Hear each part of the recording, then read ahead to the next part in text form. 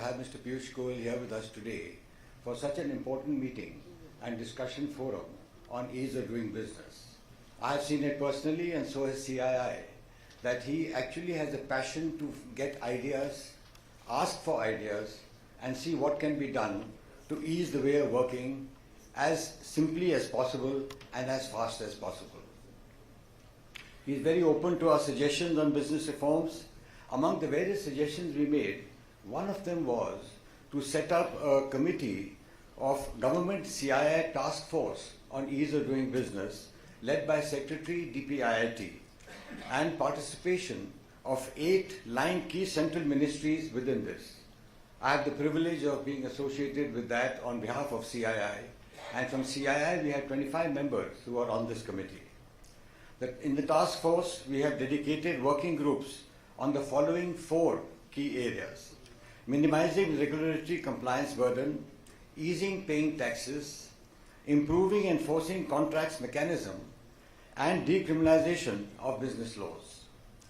We would like to present some of the key recommendations of these working groups.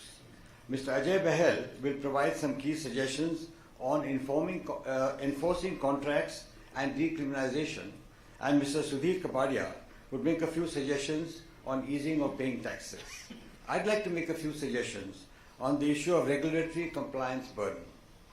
First, to enhance the efficiency of the national single window system, it may be useful to track and publish the performance of states and central ministries on the portal itself on a real-time basis. That will tell us exactly where each application stands vis-a-vis states and center. Second is a view to promote self-discipline in meeting regulatory compliances, which are very important today. Standards in the area of environment, we suggest constituting a performance-based incentive system to recognize companies that consistently meet regulatory standards. We're not talking of financial incentives. We are talking of incentives which will actually save time, expedite approval process of clearances and environment, etc., and approval for new investments also. If the time is shorter, it's a great benefit to the industry. Third, to streamline the process for the multiple extended producer responsibility requirements for various waste streams, such as plastics, e-waste, etc., by creating a unified framework that consolidates the requirements of different waste streams. This can include simplifying reporting procedures and standardizing compliance guidelines. Fourth, evolve the India Industrial Land Bank as a platform not just for obtaining information on availability of land, but also for allotment of land to industry on a pan-India basis. That will again, well, of course, it will require the involvement of all the states, but more important, it will save time, and I think that's very important. And finally, the 4 labor codes, to begin with, could be implemented on a select basis for special and PLI schemes. Minister, time is a very important part when we are looking at industry and approval process, and time costs money. My request is, your ministry is very aware of it, but how do we move to save time on all decision making and adhere to the time frames which are agreed upon, so that industry can move faster, investment can move faster, and jobs can be created faster. I'd now like to invite Mr. Ajay Bahel to make his observations. Thank you.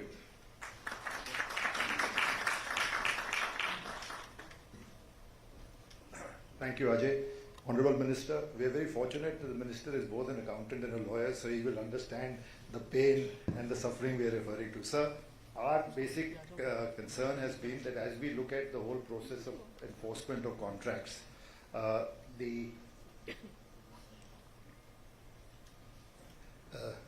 we have to solve for the pendency of matters, because without the pendency being addressed, there is no solution. We can't file a silver bullet which will basically make a contract enforcement and basic dispute resolution move faster. Our analysis and our work over the period that we've been looking at this has also suggested that there is a need for reducing the demand of litigation. So we have supply side and the demand side. We have to keep working on the supply side, more judges, more tribunals, but we have to find a way to reduce the demand and that can be through a combination of, first of all, reducing government litigation, bringing in some guardrails where people can take decisions which will not be second guessed. We have some suggestions in that regard. Continued decriminalization, which you have started, sir, and with a request that at least allow a reconsideration of the ban on retrospectivity. We have some suggestions on that as well. And also to introduce more and more settlement mechanisms. SEBI is a classic example. You will find that most SEBI show cause notices are actually settled through the mechanism of the internal mechanism of settlement. And I think this combination, along with adding to the infrastructure, is critical because the pendencies otherwise are today overwhelming the courts and the judges, sir. Thank you.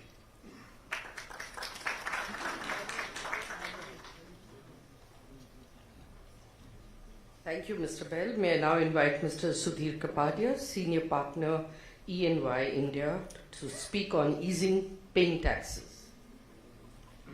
Good afternoon. Thank you. Honor to have you here, Minister Goyal. And in a lighter vein, coming from the same city, I think the adage "time is money" is very well appreciated by Minister when it comes to easing business processes, including taxation. On taxation, there are many suggestions which the committee has made. Just to summarize for the benefit of the minister, few ones which are really something which are easily surmountable and will go a long way in easing some of the pain which businesses face. On the income tax side, sir, somehow what has happened is at the Commissioner Income Tax Appeals, there has been a tremendous pile-up of cases after the faceless assessment scheme has been introduced. The number is actually a staggering 5 lakh number of cases. And I think the additional capacity has already been announced, joint CITs, etc. We need to just expedite the working of this additional capacity and get going on that. The second suggestion, sir, is that in the GST domain, we really need a national appellate authority for advance ruling. As you may be aware, we have state-level authorities, very differing views coming, which is natural, and that has led to a lot of interpretation issues, a lot of litigation. A national authority with a final view on the matter would give great certainty as far as GST is concerned. The third one, the CPC has been working exceedingly well.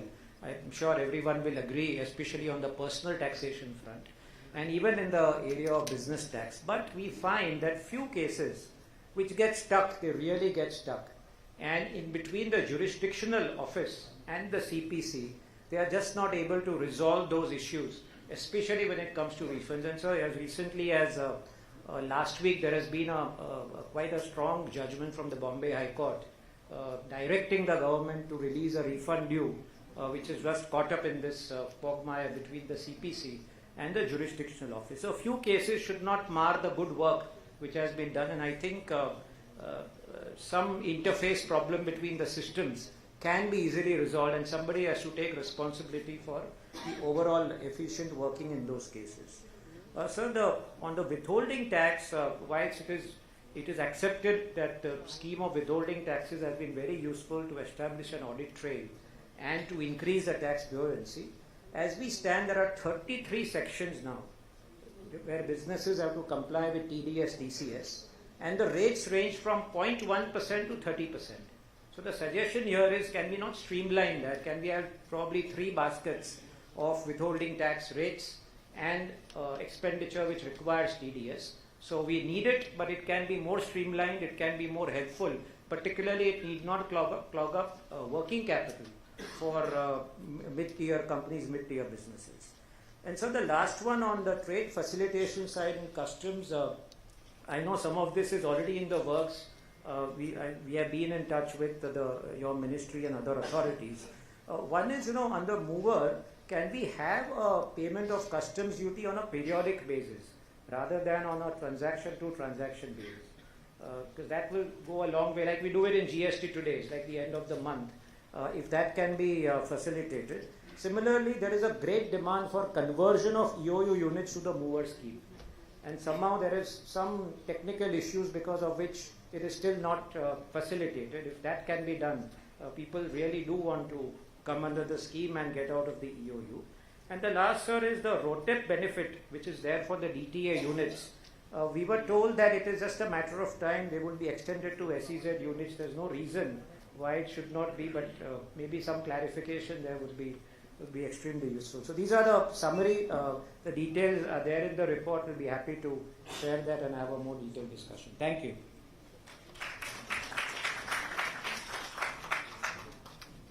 Thank you, Mr. Kapadia.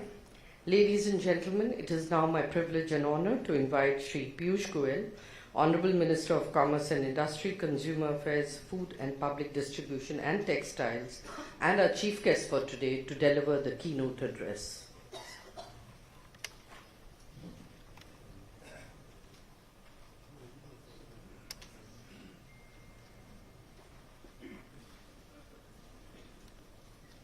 Thank you, Mr. Sriram, for organizing this extremely important interaction.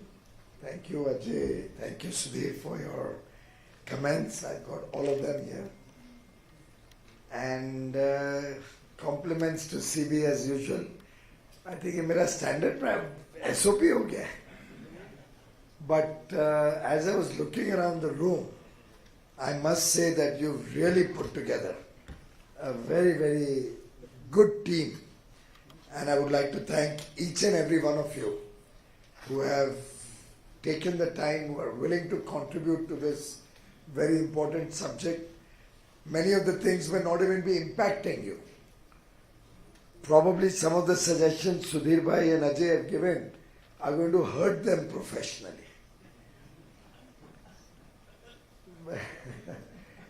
But that's the strength of well-meaning captains of industry who are willing to spare their very valuable time and support this national initiative to make business easier in India,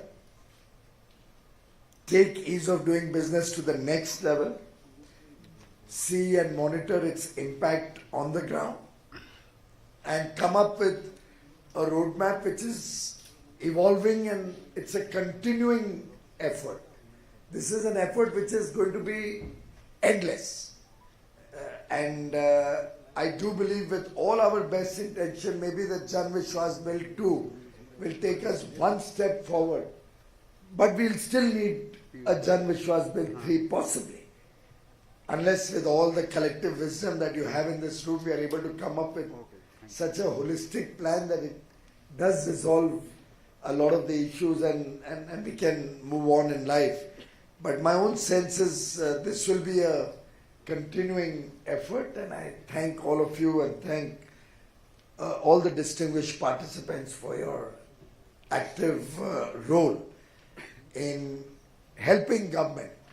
And this is truly in the spirit of what the Prime Minister appealed to 1.4 billion Indians on 15th August 2022, that if we have to make India a developed nation, it can only happen when each one of us, and sitting before me are the people who have the wherewithal, the capacity and the teams who can work very significantly on this particular subject. But when each one of us, 140 crore Indians, to the best of our ability, and given the role description or job that we are doing, or work that we are doing, when everybody contributes with a sense of duty, that's when India can truly become a developed nation. And I see today's effort as truly a labor of love, that this team sitting before me and all the others will participate in the various sessions later in the day will be giving. And I'd like to thank each one of you for your contribution and your participation. Ajay did mention about my education, but I think more than that, what helps is my own personal experiences. Having run a small scale unit, tried to grow it to become a mid-scale level, having been an investment banker, I think that has helped me understand the woes of operating at the actual level of officialdom or paperwork. And I can never forget that day when a statistics officer came to my factory and said, "You haven't furnished statistics returns for 5 or 6 years, ever since my plant had started." And I had no clue that I'm supposed to furnish that. But ignorance of the law is no excuse, you tell us. Or as I learned later on when I finished my law, and he had the power to take a criminal action against me. And that cost me dear. You know what I mean? The fact that he could threaten me with criminal action just escalated the cost of doing business significantly. And I think that's what Prime Minister Modi is trying to do, trying to recognize that there are many such instances where there's no malafide and there could be truly areas where the law is not really is not really broken. The intention is not at all impure. It's purely small matters which can be adjudicated by paying a fine or by warnings and stuff like that, until a person is demonstrated to be a repeated offender. The Jan Vishwas bill was an effort in that direction. I think nearly 140 odd 183 amendments spanning 42 laws covering 19 central government departments. I mean, I don't think there's a parallel to that law in the history of independent India. And that came out of similar engagements with all of you. I hope that will resonate well with the industry. Ajay keeps telling me that there are about 100 lakh cases which could get commuted and closed through retrospective amendment. He said it before. We had taken legal advice and we were given to understand that retrospective applying of this Jan Vishwas bill will not stand the scrutiny of law. So I'll urge you to give me some more information, why you believe that it is possible, how it is possible. Let me once again take some more advice within the government to see if that would be possible. Mr. Sriram, you spoke about incentivizing compliant companies. I like that idea very much. What I have in mind for that is, since you said it's not about financial incentivizing, can you all, in the course of the day, come up with some kind of a proposal? I think I've implemented it in 1 or 2 areas in my ministry also, where what we could do is that, let's say the first approval is for 1 year, for argument's sake or hypothetically. First 2 approvals are for 1 year each, and the track record is being built up. The third approval could be 2 or 3 years. And with a track record like that, possibly the 4th approval could be 5 or 10 years. And maybe after that, with a 10-15 year track record, it could even be a lifelong approval with reporting requirements or self-certification for compliance as the requirement. And over a period of time, with consistent unblemished record, or let's say no serious blemish on your record, you get rid of that compliance from your books. Maybe something like that could sell. So I'm happy to offer that at least some of the laws where I can immediately make this difference in terms of the approval process. One is the PISO, right? Explosives. That comes directly under me. I can start that right away. So you have a test case, and whether we can take it to other ministries and other departments and to the state governments. Another could be boiler inspector. Though it's on the concurrent list, I don't know whether I need states also to give concurrence or what is the situation. We'll check that out. But on these 2, I will test this and see how how it resonates with the rest of the government and legal department. But I would urge you all to assess how many more laws. We have a wonderful environment minister who's proactive and willing to go down uncharted territories. And I think a combination of this along with a reporting requirement may do the equal work as is a repeated approval process. And we can probably throw in randomized computer selected surprise tests or surprise checks where the officer is selected randomized and the plant is selected randomized. These two will have to be important elements. Otherwise, we can look at rent seeking starting again. Right? So, if we have allocated officers for allocated plants, then the whole purpose will be lost. और छोटी मोटी गलती तो निकल ही आएगी किधर ना किधर, and we'll be back to square one. So, I think Manmeet ji immediately set this in process so that the whole approval process can get in with an incentive model. This is just one idea. I urge you all to come up with more similar ideas how we can incentivize further. As long as it's not a cash incentive, it needs me to go back for funding, then we can start exploring even more out of the box ideas of other sorts. Incidentally, to answer your point on RODTEP benefits to SEZs, etc., we have a certain budget available for RODTEP and ROSCTA. All the current sectors, even now one sector is left, I think chapter 72, iron and steel, which I have still not been able to cover for budgetary constraint. So I don't have enough budget to be able to give to SEZ and EOUs as yet. We'll hopefully wait for a time when we have adequate budget to cover them. In any case, our logic is that many of them are using imported products. Their value add is very small in the country. Sometimes there could be a threat that one unit may be having a higher value add, another may be having less, since they are all under the EOU or the SEZ umbrella. So we need to be a little cautious on that. I don't want the basic RODTEP or ROSCTL scheme to come under any threat, because that is purely a reimbursement of taxes.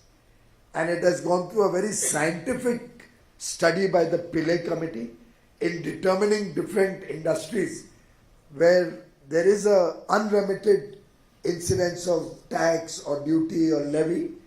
For example, the consumption of furnace oil or petroleum products where duties don't come under GST.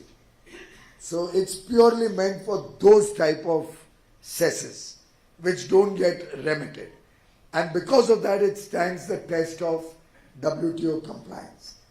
And I think many of you will be aware that one of the cases out of the 7 that US and India have squared off, and you can be proud that 2 countries as large, with such a large trading or economy size, the world's largest and the world's 5th largest, maybe another 4 years and we should be the world's 3rd largest 3 or 4 years from now, in Prime Minister Modi's 3rd term, as he has guaranteed to the nation. 2 such economies with cases which are as old as some were over a decade old have been able to resolve and square off all WTO disputes bilaterally. Is history actually. It's never happened in the world. In the 30-35 years of GATS and WTO, it's never happened that 2 litigious countries such as the US and India have been able to square off amicably through negotiations all WTO disputes. Why I'm sharing this with you is that one of the reasons we could do that was because RODTEP ROCTL was recognized and appreciated as purely a reimbursement scheme. Now in your SEZs, one of the largest areas of export, or 2, are petroleum products and softwares, both of which are not going to in any case get RODTEP benefit or ROCTL benefit. The balance are very few units. So we'll go about it cautiously.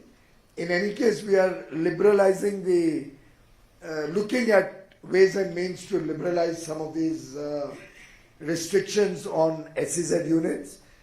It's under consideration. You're all aware that we are discussing it with all the stakeholders, and hopefully that itself will give a significant boost to the SEZ units. And then at some point of time we'll consider this once we are very confident that it will not lead to any WTO non-compliance. Ajay ji also spoke about time limits.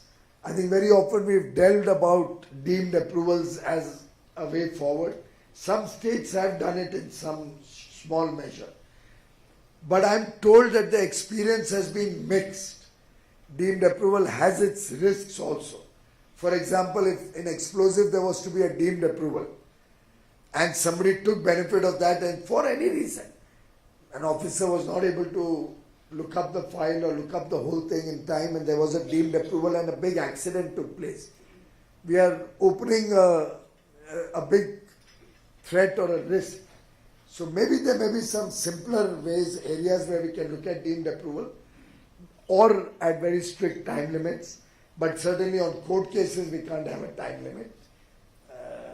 Not possible at all. Even in government processes, let us look at, or your teams could guide us to begin with some easier or non-threatening where the risks of any catastrophe is less. Why don't we start with that? So maybe not possible on a boiler inspector or an explosive license case. So therefore I'm keeping those two out for the moment. But whether we can have probably what we could look at, and I'm just sharing my thoughts in a roving manner. Problem is when I do that, the press seems to reflect it as if that's government policy, and then I start getting a lot of pushback. I wonder whether we should have these more closed door and without Javed sitting in the room and giving a spin to it in tomorrow's Economic Times. No, the other day I was doing an interview with Anand Narsimhan on the Hindustan Times Summit, and I was giving my thoughts about how we can counter CBAM, and I gave some personal views of mine. The personal part of it got out, and one of the pink papers reported it as almost as if government has made up its mind to introduce a carbon tax. And I went through the transcript this morning of my exact statements, and at two places I've used the word, these are all my personal views. Personally what I think. And I've also said that we could find a solution through innovative measures, and that has been converted into a carbon taxes coming into India. So I would urge the media friends also, please listen to my words very carefully, and if you're quoting me, please quote me in entirety, and don't miss out a very crucial word in between, madam. So I'm just throwing the thought that possibly one way forward could also be that we hold, now the headline will be government to punish officers if they don't give approval in time. That should not be the headline of what I'm suggesting.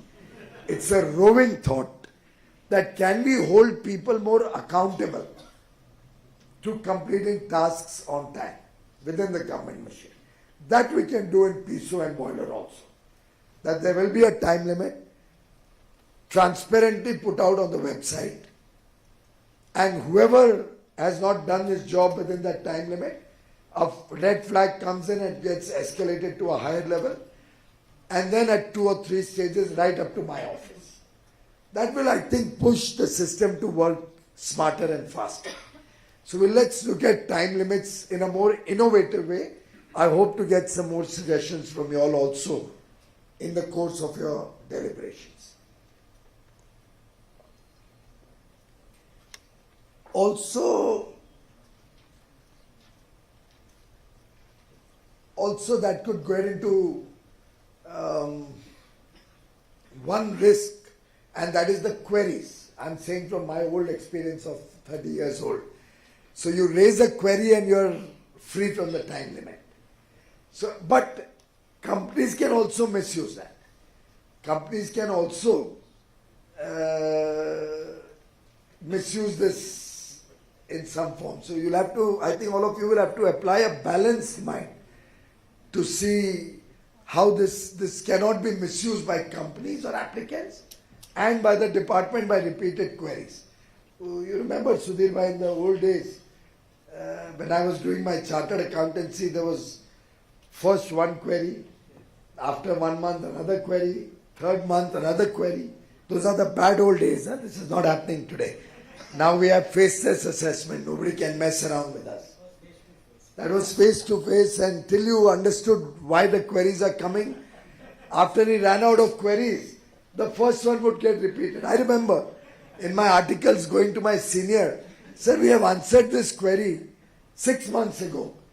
Of course, the chartered accountant under whom I was working said, okay, so it's simple for you. Repeat the answer which you gave 6 months ago.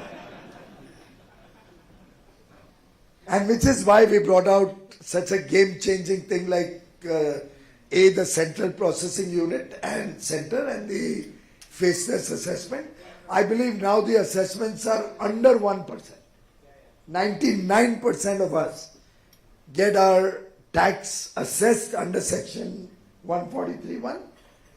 It gets assessed, you get your assessment order, and your refund comes home into your RTGS, into your account, and with an SMS to confirm that it's gone to you. Or in the old days, or the colloquial words, जूते नहीं घिसने पड़ते हैं, और भी कुछ नहीं करना पड़ता है. उसमें चार्टर्ड अकाउंटेंट्स थोड़े नाराज हुए, not EY probably, but कई चार्टर्ड अकाउंटेंट मेरे मित्र नाराज भी हुए हमसे उसके कारण. Am I right? But I think many more new opportunities are opening up for professionals as the country sees this scorching pace of growth, and we'll all work together to make life easier. Ajay ji, you spoke about National Single Window System and Industrial Land Bank. Here I want to make a straight complaint to all of you, starting from CB, CII, and all of you collectively. I'm terribly disappointed at the response, at the active involvement of industry to make these a success. I've still kept it as a beta version. I've not launched it because I really want to see more traction on that. I want to test out its success. What we can do, Manmeet ji, is give these extended approvals to all those who come through National Single Window and incentivize people to come through National Single Window and stop this system of paper applications and paper and going through different modes of applying for licenses. You know, I've done more than 140,000 approvals. 140,000 approvals on National Single Window. But they've only been in cases which were largely related to my own departments. There are many other approvals available on National Single Window. But industry has not even bothered to check it out. And I've been asking you, I've been asking CII 4 times at least, 5 times, that get all, many of you are running large companies. Many of you have 500 companies in your fold. Get all those guys to get onto the National Single Window. Check how it operates. Try to get your approvals on that. Tell us which are the approvals you want which are not available on that, so we can then get those added. If you face difficulties or there is problem in the software, problem of navigating, any other problem you face, let us know. If it's not easy to work on it, we'll improve that. How do I move from beta to trials and then implement it fully if you don't give me the support and give me the confidence that it works well? So what has happened? I've been able to do PISO and boiler approvals wherever I need to. I've been able to do hallmarking approval, hallmarking centers, jewelers, all of those things which directly come under me. But I would urge all of you to look at these two much more seriously. I want to do much more on that. We have already started a new project on National Single Window where we are going to use the PAN number as a common database. Since a lot of information is already available on your PAN numbers. And that way it can auto-populate a lot of your applications and reduce the burden on you. तो हम कर रहे हैं काम उसको सुधारने के लिए, पर जो बेसिक चीज है उसको तो जरा टेस्ट करके हमको बताइए कि whether it's good enough, what could be better. Similarly, you spoke about multiple extended producer responsibility requirements. I don't have an answer because I am not familiar with that subject. I'll wait for your report to come in with more details, and once Mr. Yadav gets free around 25th of this month, post Diwali, we'll have a meeting with Bhupendra Yadav, Environment Minister, very proactive, very committed to ease of doing business, committed to making life easier. Please give us as many ideas as you can, but bear in mind, he's a very, very environmentally conscious minister. He's passionate about protecting the environment, and therefore the ideas should really be in the direction of truly making life easier without compromising on national interest. We already have enough problems. We don't want to give a leeway and add to the environmental problems of the nation. On the 4 labor codes, there cannot be selective application as we see it right now. We are deliberating and discussing with various stakeholders, and at the appropriate time, I can assure you when we have a greater degree of consensus on the labor codes of all sections of society, we'll give it our best consideration. For the present, you may kindly keep that issue under deliberation and consultation, stakeholder consultation. Mr. Ajay Bell, I mentioned about retrospective amendment. I look at your note. Manmeet ji, please get it examined again by Legal Affairs, and possibly we can test it out with some judicial officers also. You can also possibly test it out, whether it will stand judicial scrutiny. On government litigation, it's a sword with cuts both ways. It's not as if you are reducing your litigation, and it's not as if AZB gives you wacky interpretations, or ENY for that matter. Let me balance it out, or any other chartered accountant or law firm, including me in my earlier avatar, let me put it that way. We get different types. Again, wacky is not for quotation. My friends in the media. And I hope I can have that understanding from all of you. But I mean to say, it's an interpretation, right? Whatever an ex-professional is doing is an interpretation of the law. Government has its own interpretation of the law. The only way to sort it out is through a law code. And therefore, while we would like to reduce the litigation, tali do haath se bajegi. I think a more transparent interpretation of the law, not going beyond the boundaries of what is the intent of the law or what is meant in the preamble or objects and reasons of the law. Usually laws are very clear, but ambiguities are sought to be exploited, and I think if at all there is any slight ambiguity also, and then that leads to litigation. If you take the safer route, there will be less litigation on both sides. So I would recommend that wherever you are looking at a more liberal interpretation of the law, probably more consultation with the government or with the lawmakers, whichever department, center, state, local body, whatever, would probably be a good way to go about it. Let me give you a case in point. In Mumbai, they had started giving, for building approvals, certain area in balconies or parking lots free of FSI or FAR as they call it in Delhi. That went to such an extreme, and the misuse of that went to such an extreme, that at the end of the day there was a collapse of infrastructure, and people misused that benefits ought to be given so much that we started having car parking on the 30th level of a building. And people had flats with car parking out outside their home, like you used to watch in the Star Wars and all those movies. And after the building approvals, people would cover that and make it a part of the house. So it would be approved as a car park on the 30th level, with a lift to take your car up to the 30th or 20th, I don't know whatever level they would go up to. I'm just telling you, so we have enough interpretations being done, which then obviously will lead to legal cases also. So jitna industry, business or professionals come adventurous होंगे interpretation में, उतना litigation अपने आप ही कम हो जाएगा. पर अगर आप सोचें कि सरकार की रिस्पॉन्सिबिलिटी है कि they should not go in appeal, तो चलने नहीं वाला.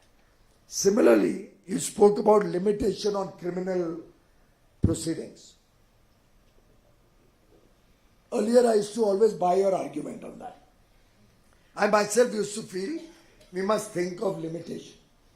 Now I realize that that won't work. And I'll share a live case that I'm facing just now to tell you why, thank God, there's no limitation on criminal cases. A decision taken in 2007 or 8 by a PSU, patently, and I mean on the face of it, if I can share that information, you'll be amazed how in the earlier regime decisions used to be taken. Or my blood boils when I see cases like that. But a decision taken in 2007-8 has caused a potential loss to that PSU. And any loss to that PSU is your loss, ladies and gentlemen. You are all the taxpayers sitting here, including friends from the media. It's your loss. You are going to pay for that. And since it's a PSU, it remained in the books of the PSU, shown as a contingent liability. A decision which was patently illegal, possibly tainted,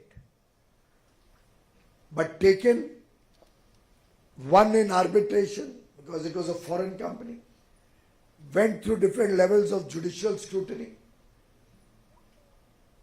and sometimes went in favor of the government, sometimes went against the government. Both have happened. Now, how can the government not carry out? And since it was a PSU, remained as a criminal, as a contingent liability, Mr. Kapadia. And I must check who the auditor was of that.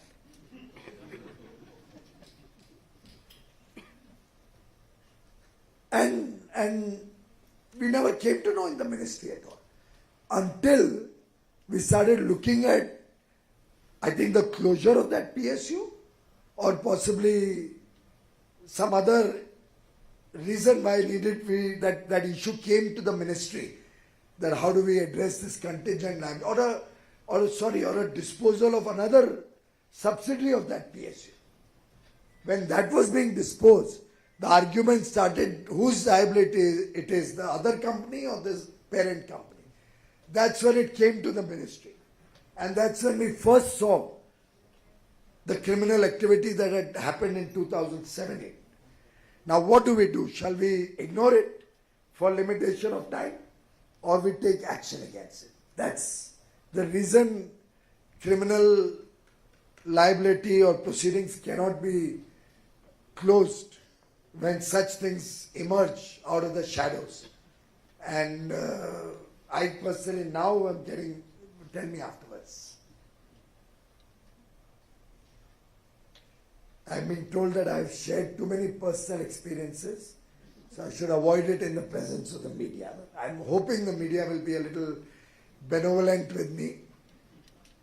And please report the intent of my comments, not the literal personal experiences or examples.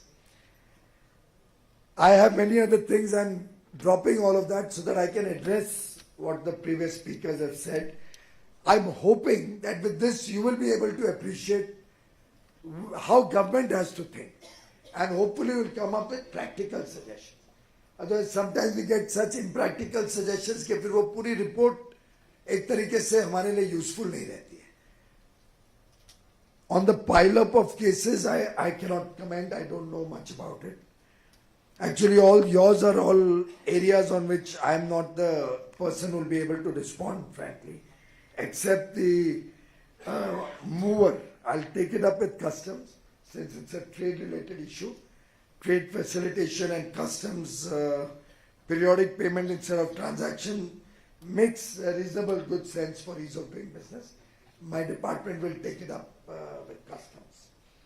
And ROTTEP I've already responded. The others are issues which we can flag off and hope to see what can be done on that.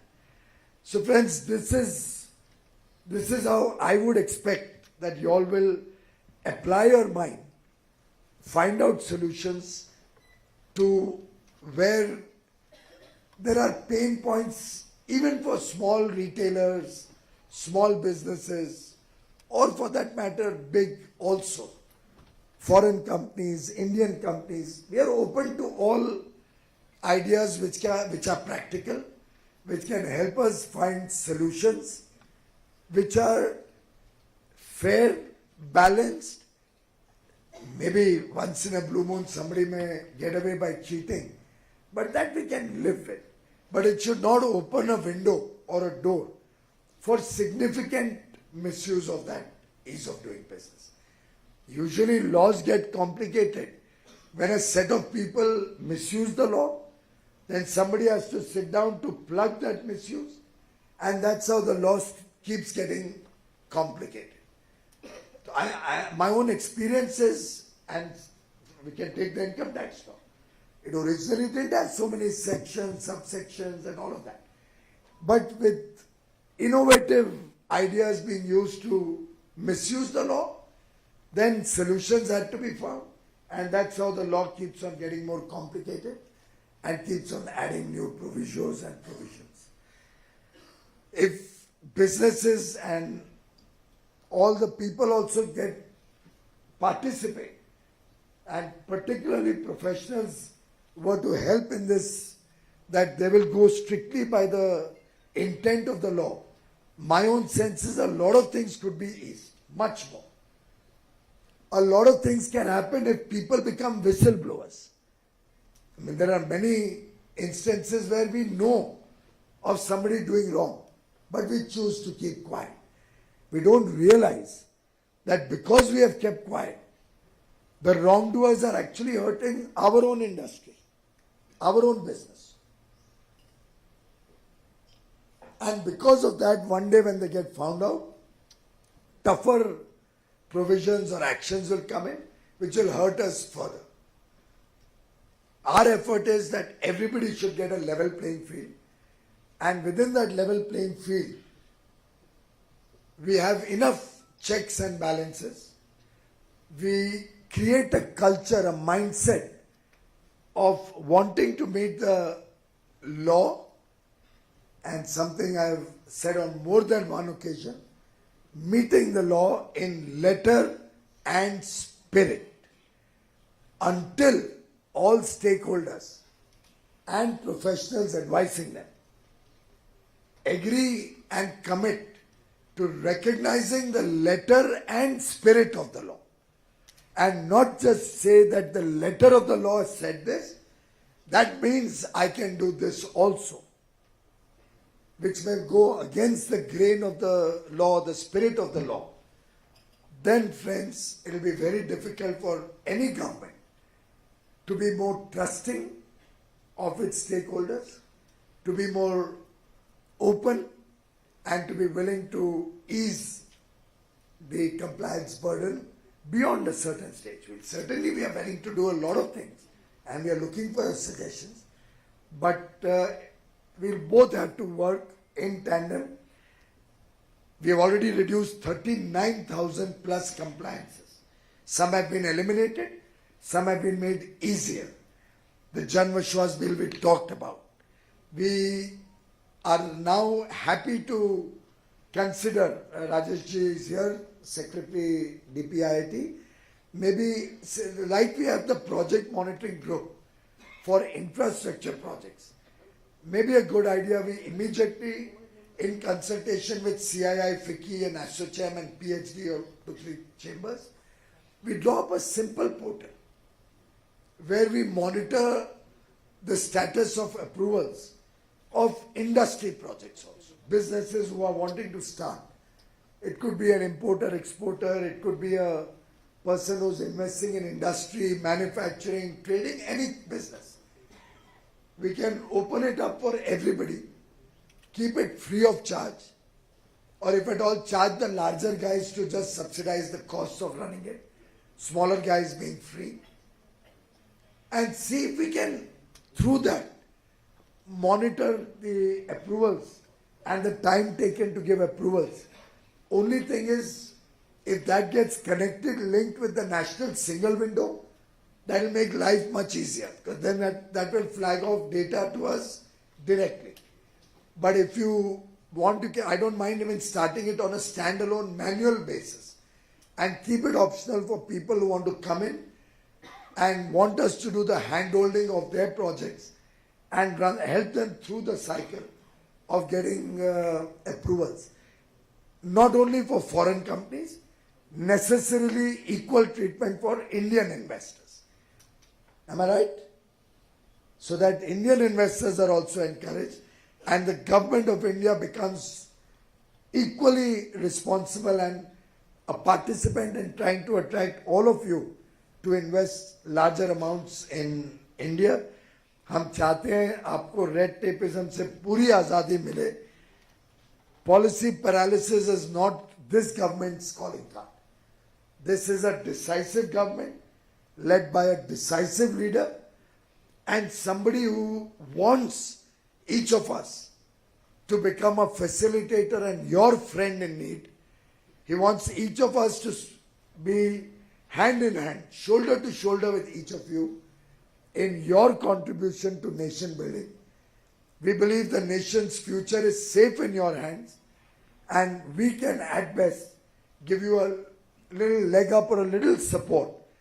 Ultimately देश तो आप ही बनाएंगे. हम आपके सहायक के रूप में काम करना चाहते हैं.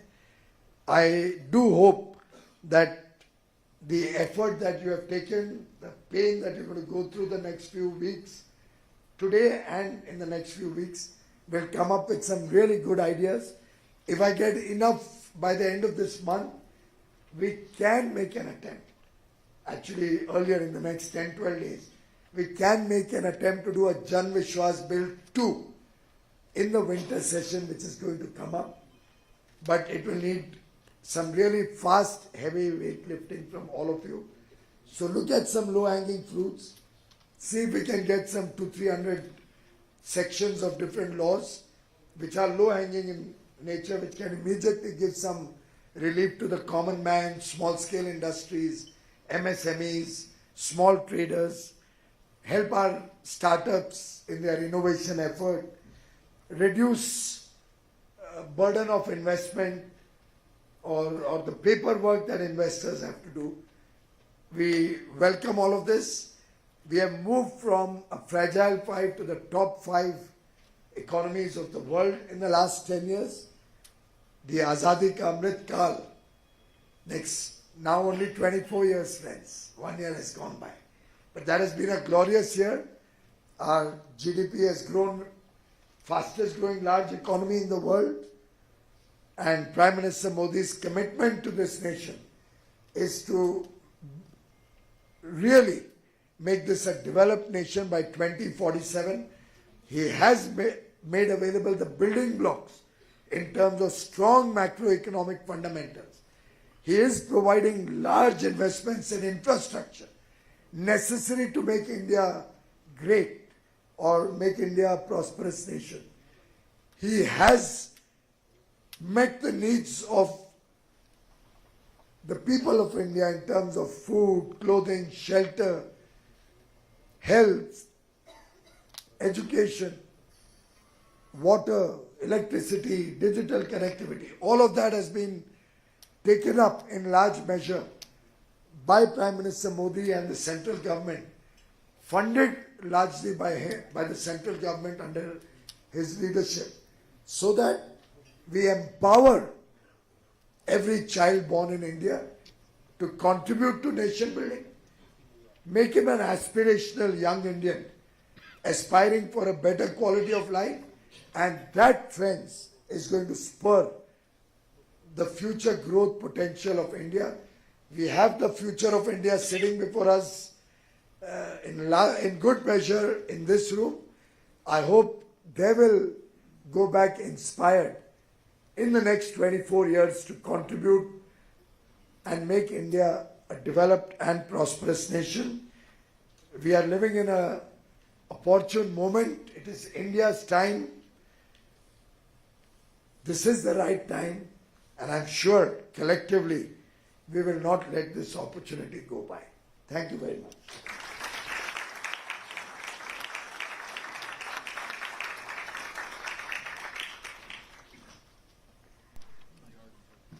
Thank you, Mr. Minister. And now, ladies and gentlemen, with that, we come to a close of this session.